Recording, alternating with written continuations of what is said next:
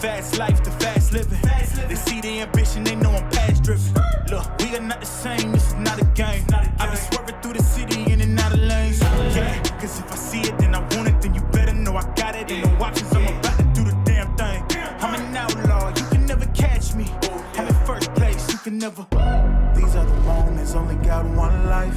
This is your moment, whether wrong or right. Be your own enemy, your own enemy, your own enemy. Yeah. When I fall, I keep running. Feel the pain, but I love it, yeah. You know I'm built for it, you ain't gotta ask twice. You ain't by that fast life, 100 on the dash with the cash light. You ain't by that fast life, big dog status. Bonjour à tous. Après le succès du championnat cette année, nous allons faire un récapitulatif de la grande finale qui s'est déroulée sur la piste de La Châtre. Nous avons accueilli de nombreux pilotes des meilleurs championnats français, Promosport, FSBK, Women's Cup, EWC et bien d'autres. Pour la grande finale, notre partenaire Minimax 17 a décidé d'offrir encore plus de lots en transformant la Superpole en Megapole. Un moteur Philly Racer pour le premier en 125 stock, des jantes VMC, des couvertures chauffantes IRC et des béquilles Backlift. Commençons à présent avec la catégorie des 25 chevaux où Pierre Giquel pour l'instant est leader de la catégorie. Yann Audebert vise la première place, c'est sa dernière course en tant que pilote et veut absolument finir premier. Le retour de Martin Renaudin nous fait du bien. Au guidon de la GRC, il est cette fois-ci accompagné par Yann Marian, créateur de Moto et GP Addict. David Mikolavzik. Au top de sa forme, un départ canon, c'est lui, le pilote numéro 88. Très vite, le premier groupe se détache et forme un peloton incroyable.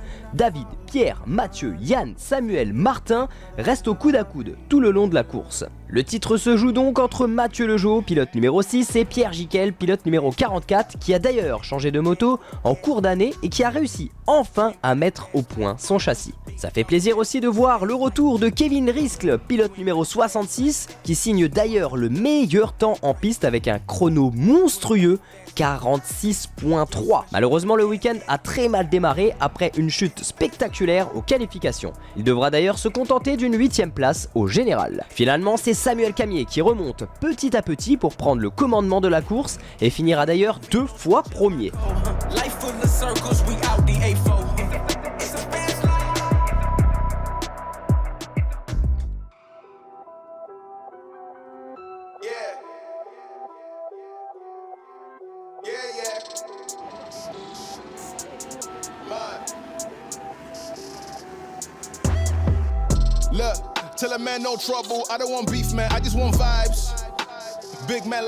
En seconde manche, Yann Audebert ne fait plus de cadeaux et n'hésite pas à passer là où il y a de la place ou pas. Il réalise une excellente dernière course avant la retraite de pilote. Le plus jeune pilote de la catégorie, coaché par Guillermo Antiga, c'est Paul Nemosa, numéro 33. Il finit en 10ème position de la journée sur 33 pilotes. Vraiment, bravo à toi. Pour la numéro 5 de Cédric Fassina, c'est un peu plus compliqué, il finira quand même en 13ème position générale. En deuxième manche, la démonstration de pilotage est signée par Martin Renaudin qui finit d'ailleurs en 2ème position au général. Quant au numéro 51 de Jérémy Barque, on voulait le voir un peu plus en avant, malheureusement il finira quand même en 9ème place après un combat sans fin avec Artus Fatou, pilote numéro 18 qui ne lâchera rien. Pour cette première expérience, Yann Marian décroche quand même la 18ème position. Pour Anton Brenon, pilote numéro 90, il roule et c'est déjà beau. Et oui, le week-end a très mal démarré, même si la moto, elle, ne démarrait pas. L'an prochain, normalement, tout va bien, changement de catégorie. Pour toute la famille Brenon, ils rouleront en pit bike. Affaire à suivre. Samuel Camier finit sous les applaudissements de la Charente, fier et imbattable. Pierre Giquel repart avec le sourire et oui, c'est un nouveau titre de champion qu'il vient de décrocher devant Mathieu Lejeau et Yann Audebert. À présent, passons à la catégorie des scooters 70 Pitbike 125 full et Pitbike 160, où un nouveau pilote fait son apparition. Il nous vient de l'Est de la France, porte le numéro 48, c'est Kevin Jacob. Que de combats dès le début, ça part très fort avec un Kevin Denis et Baptiste Collat qui réalise pour la première fois une pole position avec un temps 47 secondes.8. En scooter, c'est Jordan Anan qui revient en force. Il livre une bataille incroyable avec son coéquipier, avec qui il a gagné d'ailleurs l'endurance, Jacques Pagliai. Derrière, on retrouve en forme Arnaud Petit et Guillaume Henry qui s'accrochent pour rester avec le groupe de tête. Après avoir remporté le titre de Pit Bike 160 à la dernière course, Kevin Denis reste intouchable. En tout cas, c'est ce qu'il pensait, car Baptiste a certainement réalisé la plus belle course de sa vie. Je m'explique, Kevin Denis, derrière lui, pilote EWC qui a d'ailleurs été champion du monde avec la 24, Kevin Jacob, pilote EWC et Promosport, formateur en même temps, Corentin Brenon qui est encore juste derrière, pilote numéro 55 qui pilote au FSBK, derrière lui on a Geoffroy Dehaye, pilote EWC et formateur, et encore derrière Arnaud Jiquel, pilote de talent aux multiples titres dans toutes les catégories. Clairement impossible de pas être dans l'optique de gagner devant des monstres pareils. Mathis Turpot et Jules Klein quant à eux sont en difficulté depuis le début du week-end. Amortisseur bloqué pour Mathis et moteur stock de secours pour Jules. Quand Baptiste prend la tête de la course et s'impose, Mathis chute sans pouvoir faire le résultat qu'il voulait.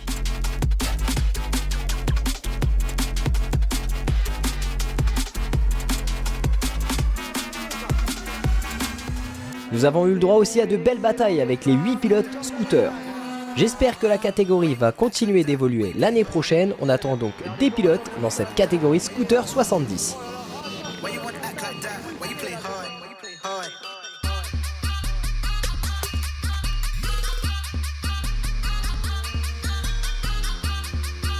Corentin Brenon, pilote 55, fait de même sur Kevin Denis. Il se bat pour essayer de récupérer la place occupée par Baptiste. Malheureusement, ça ne sera pas le cas. Baptiste finira donc en première position, deuxième place pour Corentin Brenon, troisième place pour Kevin Denis.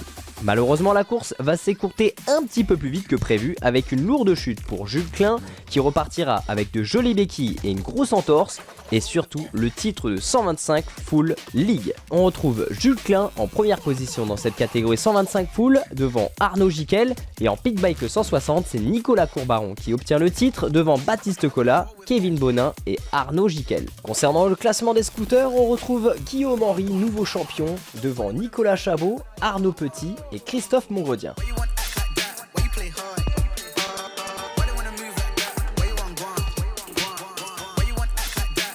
À présent, place à la catégorie des 125 Pit Bike Stock où l'on retrouve les pilotes les plus rapides. Justin, Valentin, Mathias, Aloïs, Corentin, Clément, Jean-Hub, ce sont les 7 pilotes qui sont placés actuellement dans la même seconde. Ce n'était finalement pas un coup de chance pour Lara, elle signe à nouveau pour rouler dans cette catégorie A.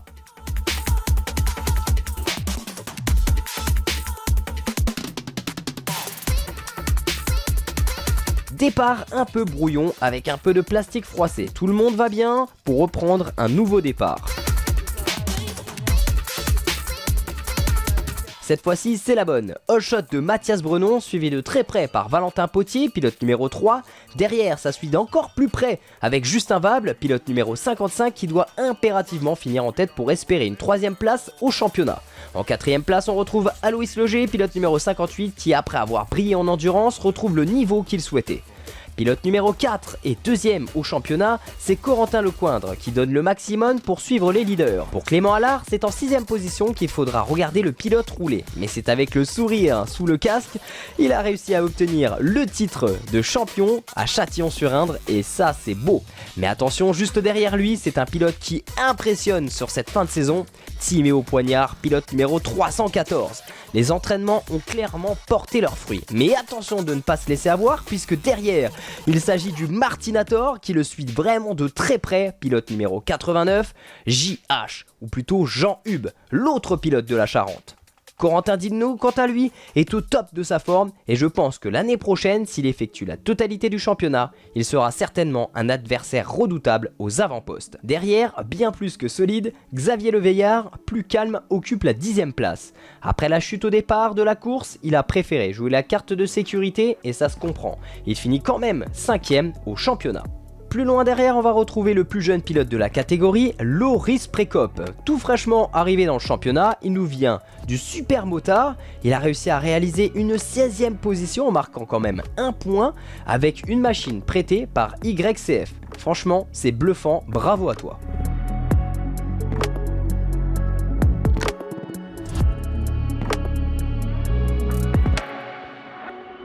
Alors que la victoire lui sourit, Justin Vabre chute, pilote numéro 55 à terre. 25 points de moins, c'est malheureusement le sort qui va lui arriver et basculera de cette 3e place au championnat à la 4e place. Clément Allard devient donc champion 2023, suivi de Corentin Lecoindre, Valentin Potier, Justin Vabre et Xavier Leveillard. Il est champion, il est champion. Regardez un petit peu le sourire de nos partenaires RS Factory et Minimax qui regardent de très près le combat.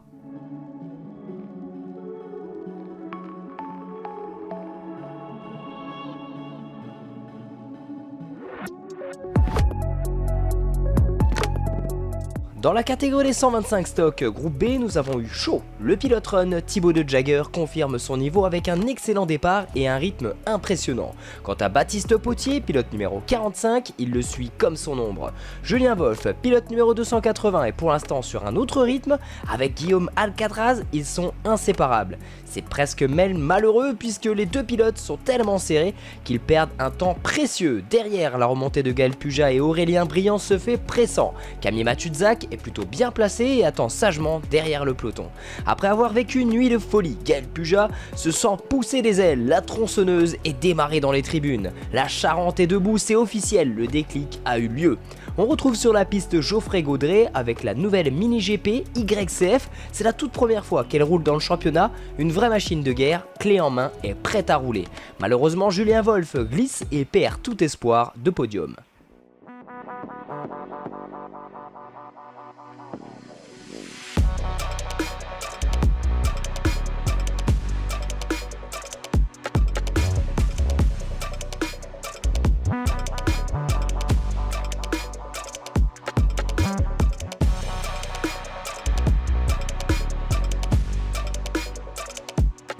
Quant au pilote numéro 98, Gauthier Mancassola, il continue son apprentissage dans la catégorie pit bike où il prend énormément de plaisir. La tristesse dans les yeux de Thomas Turpot, pilote numéro 17.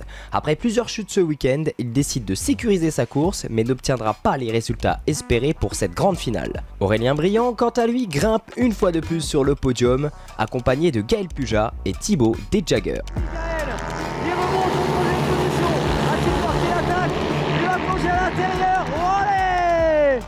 Magnifique dépassement de Gaël Pujas.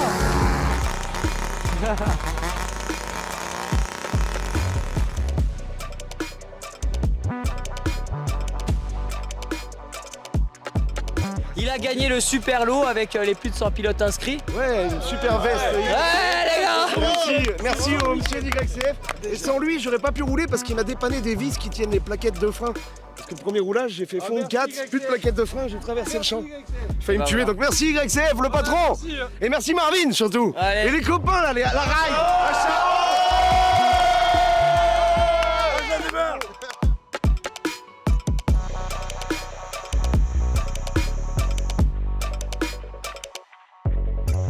Pour finir en beauté, nous continuons avec la catégorie des plus jeunes pilotes du plateau, Mini OGP 115 et 160. Alors que Tom Duré est absent pour cette course, nous fêtons le retour de Marceau Marcrin, pilote numéro 22. Invincible depuis le début du championnat, Arthur Boiré, pilote numéro 83, est prêt. L'arrivée d'un nouveau pilote très prometteur n'est pas passée inaperçue. Numéro 78, Loris Vaquero. Derrière, on retrouve Karel Doucet qui réalise une excellente qualification devant Sohan Germain. Quant à Loris Falco, pilote numéro 113, il démarre de la 4e position.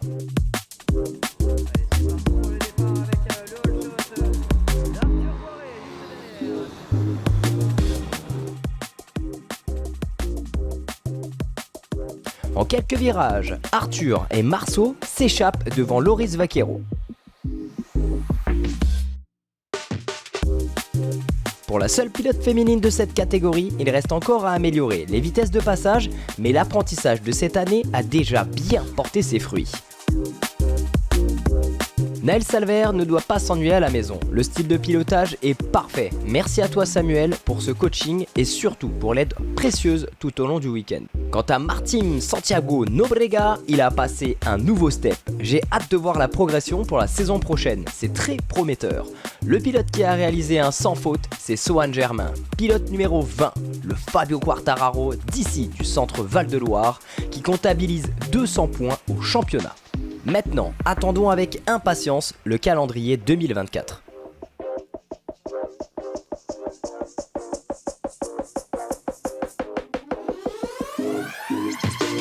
Encore un grand merci à l'ensemble de tous nos partenaires, aux pilotes, aux bénévoles, aux commissaires de piste, aux familles pour l'ambiance incroyable pendant ces courses. L'émotion a été là du début à la fin. En attendant de se retrouver sur les pistes, prenez soin de vous, prenez soin de vos machines. C'était Marvin, à très bientôt. Ciao ciao.